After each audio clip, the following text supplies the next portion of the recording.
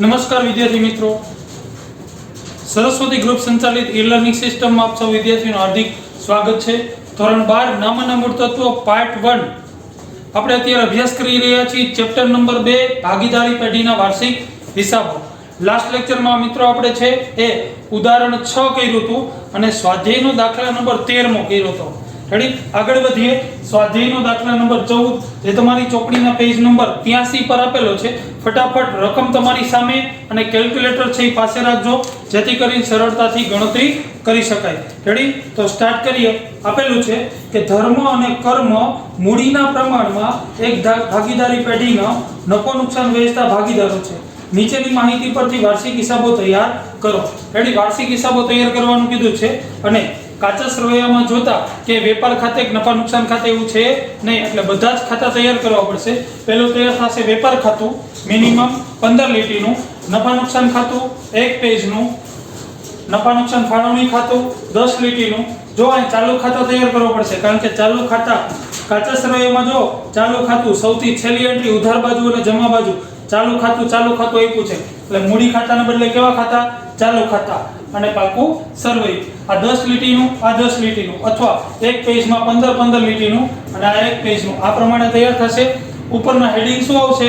તો કે ધર્મ અને કર્મની ભાગીદારી પેઢીનું તારીખ 31/3/17 ના રોજ પૂરા થતા વર્ષનું વેપાર ખાતું। એવી જ રીતના ઈ હેડિંગ પૂરા થતા વર્ષનું નફા નુકસાન ખાતું, એ હેડિંગ પૂરા થતા વર્ષનું નફા નુકસાન ફાળવણી ખાતું। અહીંયા ખાલી ભાગીદારોના ચાલુ ખાતા અને અહીંયા આવશે ધર્મ અને કર્મની ભાગીદારી પેઢીનું તારીખ 31/3/17 ના રોજનું પાકું સરવૈયું। રેડી, આ પ્રમાણે ખાતા તૈયાર થશે। હવે એવું કીધું છે મૂડીના પ્રમાણમાં, તો જો પહેલા એની મૂડી આપેલી છે 1,40,000 અને 1,20,000। હવે ચાલુ ખાતા છે એટલે મૂડી કેવી રહેશે? તો કે સ્થિર રહેશે। તો મૂડી આપણે અહીંયા લખી નાખી અગાઉથી જ, અહીંયા લખશું મૂડી ધર્મ અને કર્મ બંનેની મૂડી આપેલી છે 1,20,000 અને 1,40,000। તો આની મૂડી આપી છે 1,40,000, આની મૂડી આપેલી છે 1,20,000। હવે દાખલામાં એવું કીધું છે કે મૂડીના પ્રમાણમાં નફો નુકસાન વહેંચતા ભાગીદારો છે। જો 4 મીંડા લાગ્યા એટલે 14/12 વીધા અથવા એના અડધા કરી નાખો તો 7/6 વીધા, એટલે આપણું નફા નુકસાનનું પ્રમાણ શું થશે? 14/12 અથવા 7/6। છેલ્લે આપણે જે નફો નુકસાન વેચશું એ 7/6 ના પ્રમાણમાં વેચવાનો થશે। રેડી, હવાલો જોઈએ। પહેલો જ આખો સ્ટોક 21,000 નો છે જેમાં સ્ટેશનરીનો સ્ટોક 2,000 સમાયેલો છે। હવે આખો સ્ટોક કેટલો છે? જોવો તો 21,000 પણ એમાં સ્ટેશનરીના 2,000 છે, તો એ બાદ કરતા સ્ટોક કેટલો વધશે? તો કે 19,000। તો એની અસર આપીએ અહીંયા આખો સ્ટોક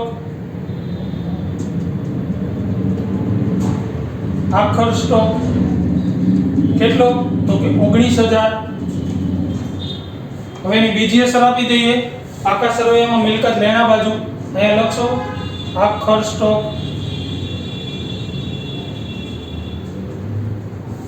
કેટલો? તો કે 19,000।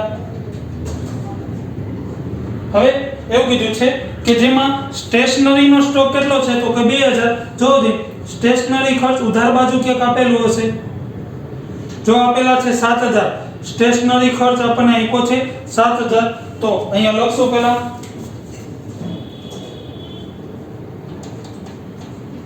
સ્ટેશનરી ખર્ચ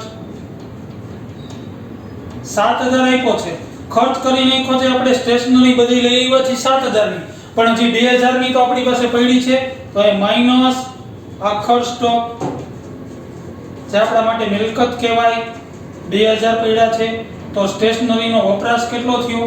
તો કે 5,000 રૂપિયા। હવે આખો સ્ટોક છે તો એની બીજી અસર આપશો આખા સરવૈયામાં મિલકત લેણા બાજુ, અહીં લખશું સ્ટેશનરી આખો સ્ટોક કેટલો? તો કે 2,000 રૂપિયા। બરાબર, આ બે અસર થઈ ગઈ। એક અસર અહીંયા સ્ટોકની અને સ્ટેશનરીની, એક નફા નુકસાનમાં, એક આખા સરવૈયામાં મિલકત લેણા બાજુ। ત્યાર પછી યંત્રો પર ઘસારાનો દર વધારીને 10% કરવાનો છે। હવે વધારીને કીધું છે એનો મતલબ એવો થયો કે કાચા સરવૈયામાં યંત્રનો ઘસારો આપેલો છે, પહેલા એની પડતર કિંમત મેળવવા માટે શું કરવાનું તો કે કાચા શેર વ્યયનો ઘસારો એમાં શું કરશું આપણે પ્લસ કરશું જો યંત્રો આપણને આપેલા છે 71760 આપેલા છે રેડી તો પહેલા યંત્રો લખશું યંત્રો 71760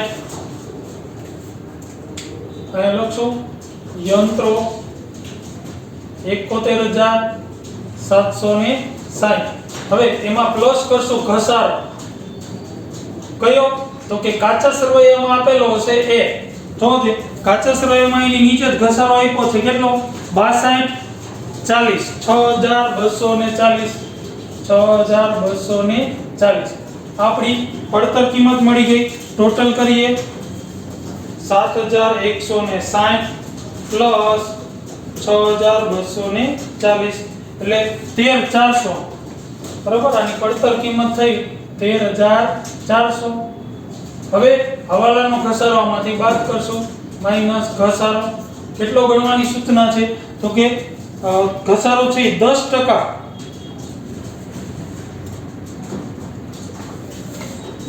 સોરી આ ટોટલ છે આપણો નહીં આવે ટોટલ કરીએ 71760 71760 પ્લસ 6240 એટલે 78000 આવશે આનો સરવાળો આવશે 78000 પછી હવાલામાં શું કીધું છે જોવો જોઈએ તો કે ઘસારાનો દર વધારીને કેટલો તો કે 10% તો 78000 ના 10% એટલે 7800 આમાંથી બાદ કરશો માઈનસ 7800 બાદ કરીએ એટલે 70200 તો અહીંયા ચોખ્ખી રકમ આવશે 70200 આની બીજી અસર આપીએ નફા નુકસાન ખાતામાં ઉધાર બાજુ અહીં લખશું યંત્રનો ઘસારો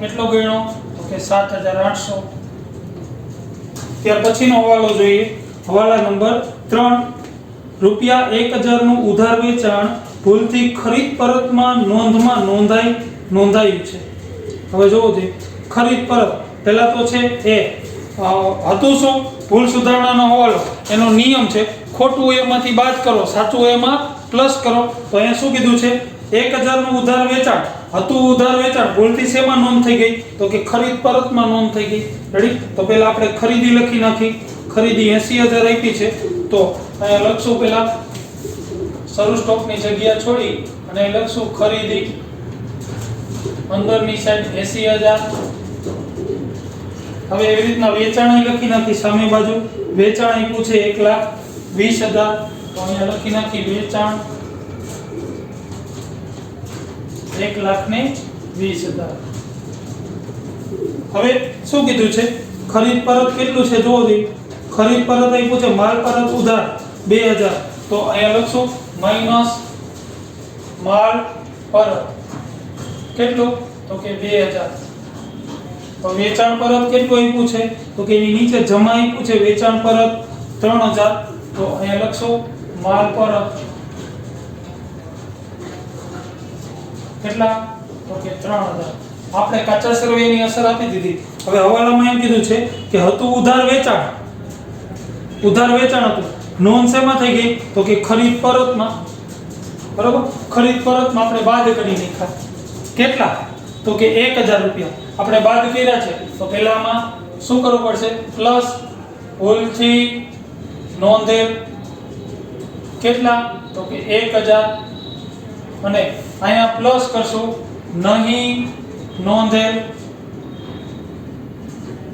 કેટલા તો કે 1000 ખોટું હોય એમાંથી માઈનસ કરો સાચું એમાં પ્લસ કરો હતું ઉધાર વેચાણ ખરીદ પરતમાં નોંધ થઈ ગઈ માઈનસ કરી નાખ્યા ભૂલથી તો આપણે પ્લસ કરી નાખ્યા હવે આમાંથી પ્લસ માઈનસ કરશું 80000 માંથી 1000 બાદ કરીએ એટલે આવશે 79000 તો અહીંયા ચોખ્ખી ખરીદી આવશે 79000 અને અહીંયા છે 1,20,000 એમાં 1,20,000 એમાંથી માઈનસ 3000 એમાં પ્લસ 1000 એટલે મળશે 1,18,000 તો અહીંયા ચોખ્ખી ખરીદી લખી નાખી 1,18,000 1,18,000 રેડી। ત્યાર પછીનો હવાલો જોઈ, હવાલા નંબર 4, જાહેરાત ખર્ચનો 1/4 ભાગ આવતા વર્ષ ખાતે લઈ જવાનો છે। હવે જોવો તો જાહેરાત ખર્ચ આપેલો છે આપણને 36,000 રેડી। પહેલા તો અહીંયા લખીએ જાહેરાત ખર્ચ, જાહેરાત ખર્ચ કેટલો આપ્યો છે તો કે 36,000 પહેલા લખી નાખ્યું। હવે હવાલામાં શું કીધું કે 1/4 ચોથો ભાગ એટલે તો કે 36,000 એને ભાગ્યા 4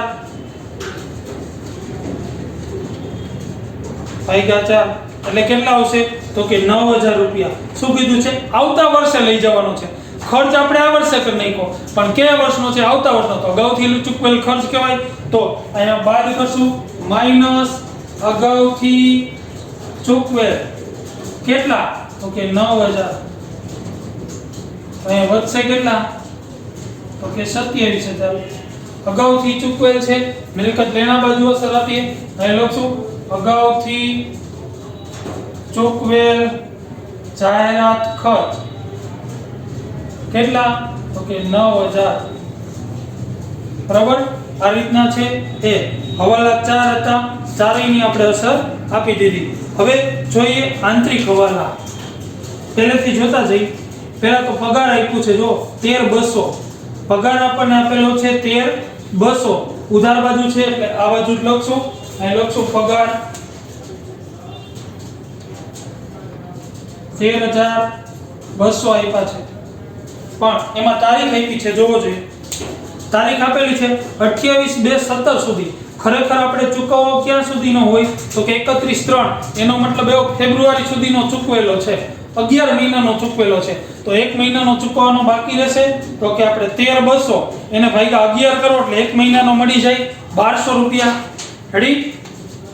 જૂના કાચા સરવૈયામાં 13,200 આપેલા છે, પણ એવું કીધું છે કે 28/2 સુધી, એનો મતલબ એવો ફેબ્રુઆરી સુધીનો ચૂકવો છે। આપણે તો હિસાબો 31/3 ના બનાવી છે, તો ત્રીજા મહિનાનો ચૂકવવાનો હોય, પણ કેટલો તો એ મેળવવો હોય તો કે 13,200 ભાગ્યા 11 કરો।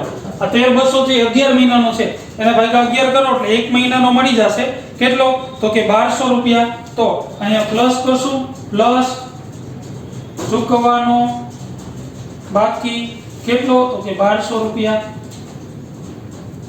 તો અહીંયા આવશે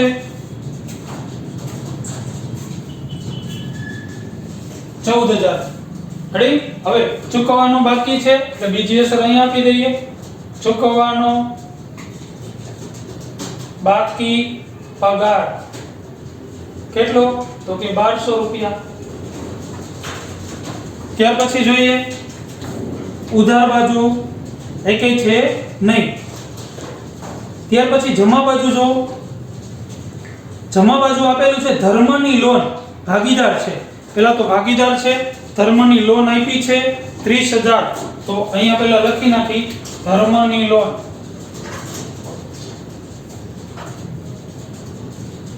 30,000 રૂપિયા। હવે ભાગીદારની લોન છે, કાઈ નો કીધું હોય તો 6% તો વ્યાજ આપવું જ પડે, પણ ઉધાર બાજુ જોવો જોઈએ કે લોનનું વ્યાજ આપેલું છે, લોનનું વ્યાજ જો આપેલું છે, આપેલ વટાવની નીચે 1,200 રેડી। આમાં તારીખ કાઈ નથી આપી એટલે આખા વર્ષનું ચૂકવવું પડશે, તો કે 30,000 એને ગુણ્યા 6% એટલે 1,800 રૂપિયા થશે રેડી। પરંતુ જો વ્યાજ છે એ ઓલરેડી આપણને આપેલું જ છે, લોનનું વ્યાજ કેટલું આપ્યું છે તો કે 1,200, તો એની અસર અહીં આપશું પહેલા લોનનું વ્યાજ કાચા સરવૈયામાં જ આપેલું છે 1,200 અને આના 30,000 ના 6% થાય 1,800, તો બાકી કેટલા રહ્યા તો અહીંયા પ્લસ ચૂકવવાનું બાકી કેટલા તો કે 600 રૂપિયા થઈ ગયો 1,800। હવે ચૂકવવાનું બાકી છે એટલે આપણા માટે દેવું કહેવાય, તો અહીંયા લખ નાખશું ચૂકવવાનું બાકી વ્યાજ કૌંસમાં લખી શકાય ધર્મ કેટલું તો કે 600 રૂપિયા બાકી રહ્યા, 1,200 રૂપિયા તો ચૂકવી જ દીધા છે। ત્યાર પછી જો એકેય અસર છે એ હવાલાની બાકી નથી રેડી। હવે છે એ પહેલાથી કાચા સરવૈયાની અસરો આપણે આપતા જઈએ। પહેલા તો ઉપાડ આપેલું છે 7500 અને 5000, તો અહીંયા લખી નાખશું ઉપાડ 7500 અને 5000, તો અહીંયા આવશે 5000.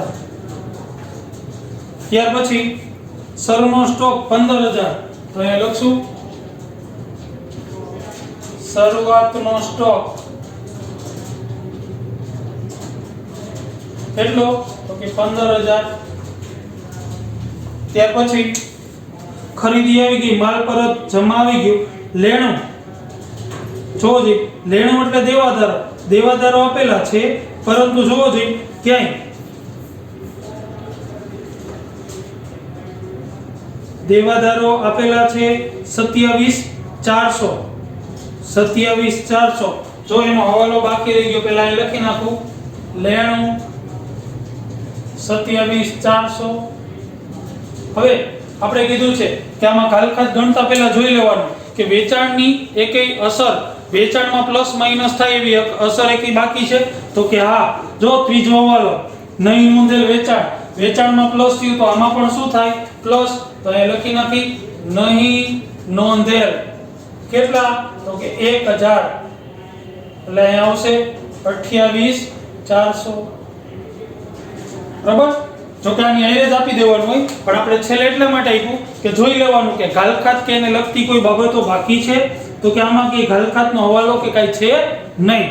રેડી. ત્યાર પછી પગારનો હવાલો હતો, યંત્રોનો હવાલો હતો, યંત્રો પરનો ઘસારો એ પણ આવી ગયું. મકાન છે 80000, મકાન એમનેમ લખશું 80000, તો અહીંયા લખશું મકાન 80000. ત્યાર પછી મજૂરી છે એ અહીંયા આવશે વેપાર ખાતામાં, અહીંયા લખશું મજૂરી આપી છે આપણને 1600 રૂપિયા, અહીંયા લખશું મજૂરીના 1600. ત્યાર પછી વીમા પ્રીમિયમ 1800, તો અહીંયા લખશું વીમા પ્રીમિયમ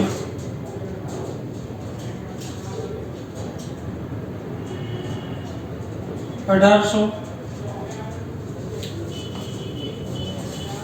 ત્યાર પછી આપેલ વટાવ 3200, તો અહીંયા લખશું નફા નુકસાન ખાતામાં આપેલ વટાવ 3200 રૂપિયા. ત્યાર પછી લોન પર વ્યાજ આવી ગયું. ફર્નિચર છે એ મિલકત છે 87000, તો અહીંયા લખશું ફર્નિચર 87000. તો આપણે અત્યારે ઉધાર બાજુની બાકીઓ જોઈ છે, કોઈ પણ ખાતામાં ઉધાર જ આવશે. રેડી. ત્યાર પછી સ્ટેશનરી ખર્ચ, એનો હવાલો હતો સ્ટેશનરી ખર્ચનો. ત્યાર પછી જાહેરાત ખર્ચ, એનો પણ હવાલો હતો. ત્યાર પછી રોકડ શિલક 51200, તો અહીંયા લખી નાખી રોકડ શિલક 51200, રોકડ શિલક 51200. રેડી. ત્યાર પછી ઉધાર બાજુ આપેલું છે ચાલુ ખાતું ધર્મ 17000, તો ઉધાર બાજુ લખશું બાકી આગળ લાવ્યા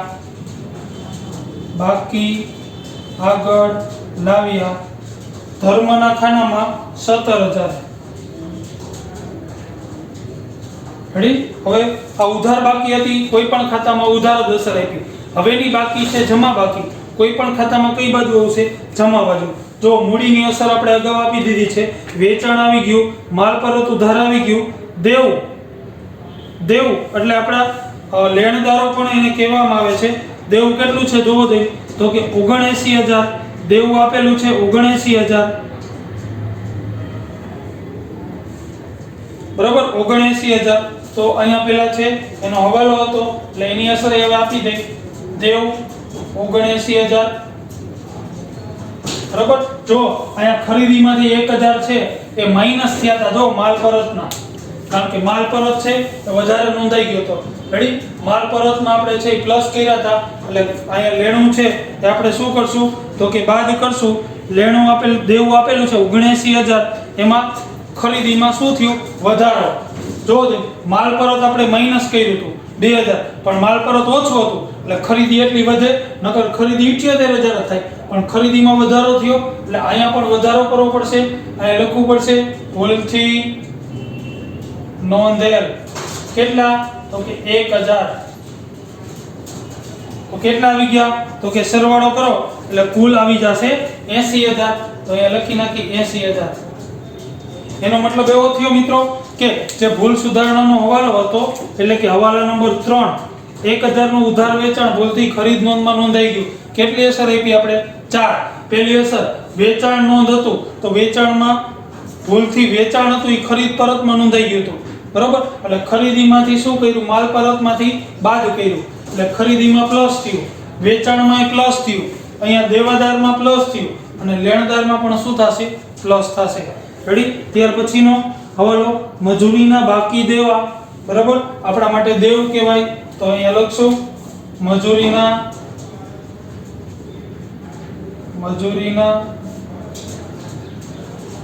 બાકી દેવા કેટલા આપ્યા છે? 700 રૂપિયા. જો ધર્મની લોન છે એ આવી ગઈ. મળેલ વટાવ તો અહીંયા લખશો મળેલ વટાવ કેટલો મળ્યો છે, તો કે 6600. ત્યાર પછી બેંક ઓવરડ્રાફ્ટ આપણને આપેલો છે 2800 તો અહીંયા લખશું બેંક ઓવરડ્રાફ્ટ ઓડી 2800. ત્યાર પછી એ પૂછે ચાલુ ખાતું કર્મ 14000 તો ચાલુ ખાતું તો જમા બાજુ લખશું, અહીંયા લખશું બાકી આગળ લાવ્યા અને કર્મના ખાનામાં 14000. બરાબર છે. બધા જ આંતરિક હવાલા બાહ્ય હવાલા બધાની અસરો આપણે આપી દીધી. હવે આપણે ખાતું બંધ કરશું. પહેલા કયું ખાતું બંધ થશે, તો કે વેપાર ખાતું. જો વેપાર ખાતાનો કઈ બાજુનો સરવાળો પહેલા વધુ છે, તો કે ઉધાર બાજુનો. જો 1,18,000 અને 19,000 તો લખશું 1,18,000 પ્લસ 19,000 એટલે ટોટલ આવશે 1,37,000. બરાબર. 1,37,000. જો આ બાજુનો ટોટલ વધુ છે એટલે પહેલા ઉધાર બાજુ લખશો, પછી ઈ ટોટલ ક્યાં લઈ જાશું, તો કે જમા ઉધાર.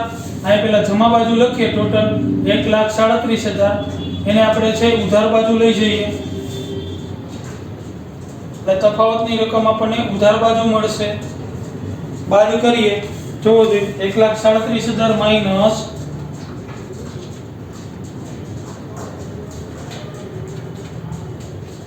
15,000 માઈનસ 79,000 માઈનસ 1600 એટલે તફાવતની રકમ આપણને મળશે 41,400. તો અહીંયા લખી નાખી 41,400. અને આપણે કહેશું કાચો નફો ક્યાં લઈ જવાનો હોય, તો કે નફા નુકસાન ખાતે. બરાબર. અહીંયા ઉધાર તો અહીંયા જમા. અહીંયા દર્શાવી દઈ કાચો નફો ક્યાંથી, તો કે વેપાર ખાતેથી લાવ્યા. કેટલા, તો કે 41,400. હવે જોઈ લેવાનું કઈ બાજુનો સરવાળો વધુ છે. જો જોઈએ કઈ બાજુનો સરવાળો, અહીંયા 41,400 પ્લસ 6,600 કરો એટલે આ બાજુનો સરવાળો આવશે 48,000. બરોબર. ઓલી બાજુનો સરવાળો કદાચ વધુ હશે 3205 અને 7,800 એટલે ઉધાર બાજુનો સરવાળો વધુ છે. તો એ સરવાળો પહેલા કરીએ 5,000 પ્લસ 7,800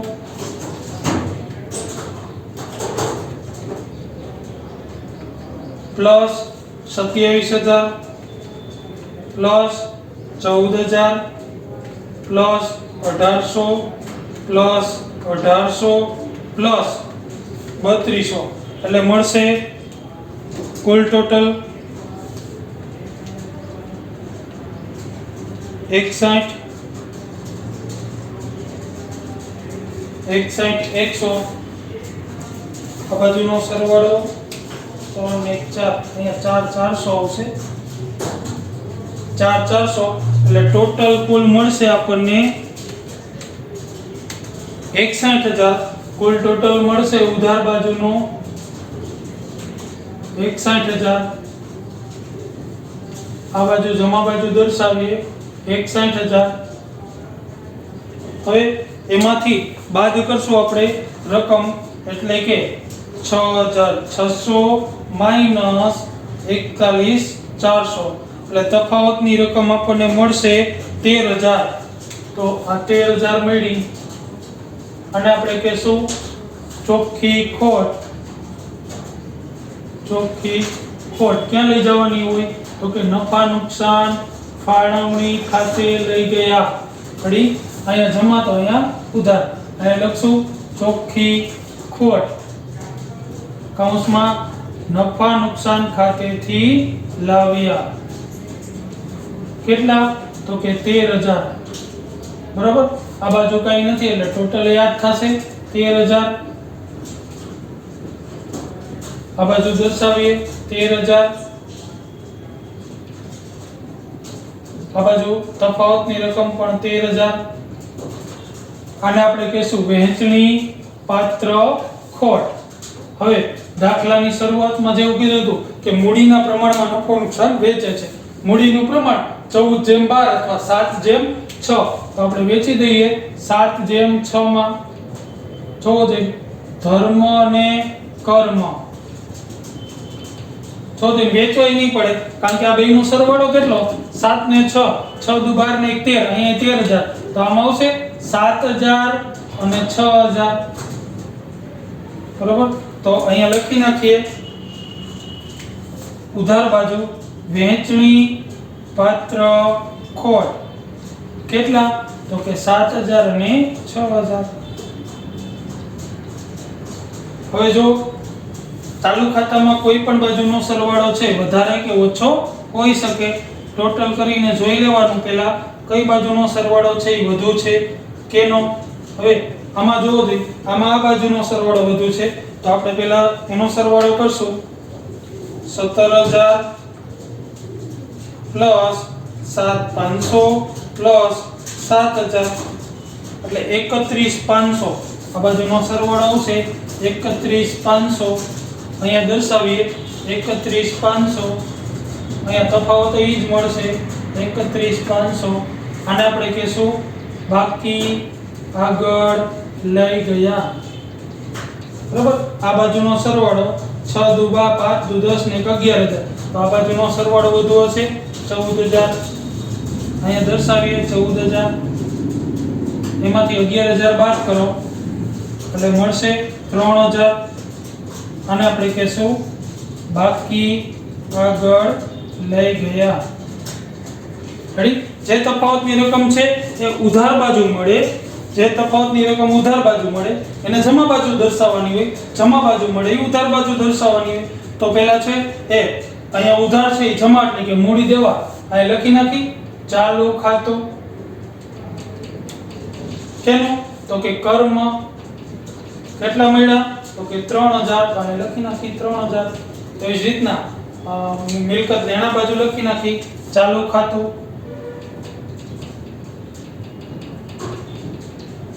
ધર્મ કેટલા મળ્યા? તો કે 31500. રેડી. આ પ્રમાણે છે આ બંને બાજુનો સરવાળો છે એ છેલ્લે સરખો મળી જવો જોઈએ. જો સરખો મળી જાય તો સમજી લેવાનું કે આપણો દાખલો સાચો.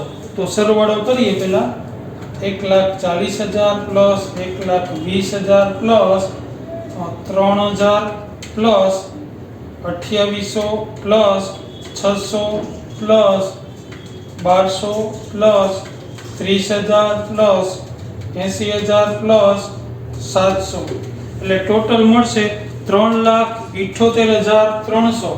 તો અહીંયા લખશું 3,78,300. બરાબર. એવી રીતના આ બાજુનો સરવાળો એટલો જ મળવો જોઈએ 3,78,300. તો એ છે એ કન્ફર્મ કરી લેવાનું. જોઈ લેવાના 70,200 plus 28,400 plus 80,000 plus 87,000 plus 51,200 plus 9000 plus 19000 plus 2000 plus 31500 એટલે 3,78,300 આ પ્રમાણે છે. છેલ્લે બંને બાજુનો સરવાળો હંમેશા કેવો મળવો જોઈએ? સરખો. જો સરખો મળે તો સમજી લેવાનું કે આપણો દાખલો સાચો. આમાં એક ટિપિકલ હવાલો કયો હતો તો કે ભૂલ સુધારણા અંગેનો. જે વેચાણ હતું તે ખરીદ પરતમાં નોંધ થઈ ગઈ હતી. જો ખરીદીમાં નહીં, ખરીદ પરતમાં માઈનસ કરી નાખ્યા હતા. હવે આપણે પ્લસ કરવા પડશે તો અહીંયા પ્લસ કર્યા, અહીંયા પ્લસ કર્યા. એની બીજી અસર તો કે વેચાણમાં પ્લસ કર્યું એ અહીંયા પ્લસ કર્યું અને દેવાદારમાં પ્લસ, ખરીદીમાં પ્લસ કર્યું એ અહીંયા પ્લસ કર્યું. આ એક હવાલો છે એ ટિપિકલ હતો. ઓકે મિત્રો, તો તમારે છે એ વ્યવસ્થિત ઉપર લખવાનું રહેશે. સ્વાધ્યાયનો દાખલા નંબર 14 પેજ નંબર 83 પછી બધા ખાતા ઉપરના હેડિંગ સહિત ધર્મ અને કર્મનું વિગતવાર છે નોંધ ઉપરનું હેડિંગ સહિત પેલા ખાતા બધા 5 ડ્રો કરવાના છે. ડ્રો થઈ જાય પછી એન્ટ્રી આપવાની રહેશે. ઓકે મિત્રો, તો નેક્સ્ટ લેક્ચરમાં છે આપણે સ્વાધ્યાયનો દાખલા નંબર 15 તરફ આગળ વધશું. ઓકે, તો તમારે છે વ્યવસ્થિત આ લખી લેવાનો છે અને ગણી લેવાનો રહેશે. ઓકે મિત્રો, થેન્ક યુ.